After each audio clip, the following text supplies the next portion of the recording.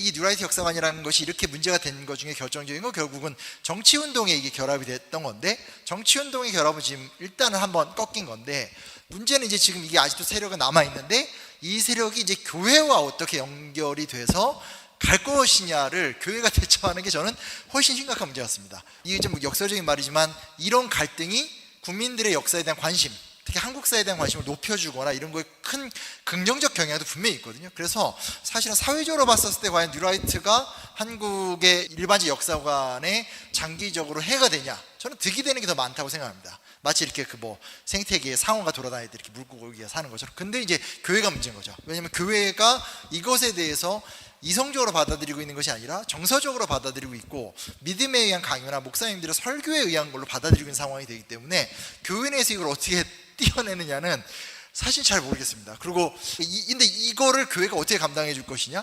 이게 단순하게 바른 기독교 세계관, 뭐 목회자의 합리적인 어떤 인도, 과연 이걸로 대화가 풀려질 수 있을까? 그러니까 결국은 저를 포함한 40대 이하의 교회에 남아있는 크리스찬들은 목사님의 설교를 나의 영적인 안식 정도로 쓰지, 나머지 세계관의 목사님의 설교를 끌고 와서 나의 삶으로 구성하는 사람들은 극우파 말고는 없거든요.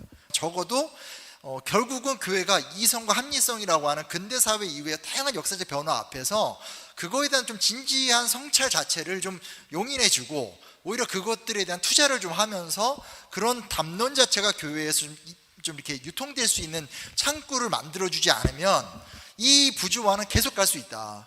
어떤 교회 목회 강연 되게 진지하고 합리적인 성도들인데도 자녀한테 그리스 로마 신화 만화를 읽혀야 되냐, 뭐 이런 얘기를 바로바로 하거든요. 이게 굉장히 힘듭니다. 그래서 일반 사회에서의 역사학의 문제나 어떤 인식은 사실은 오히려 이 갈등이 한국인들의 역사 인식을 높이고, 또 특히 386이 싸워왔었던 민주화나 독립운동가들의 기억을 후대한테 연결시키는데 저는 역설적으로 긍정적 효과가 있다고 생각하지만, 교회 내에서의 이 문제는 이성적 사고나 합리적 사고가 붙어있기 때문에 상당히 좀 골치 아픈 문제인 거고, 그건 좀 여기 계신 목사님들이 많이 노력을 하셔야 될 것 같다고 이런 생각도 좀 해보게 됩니다.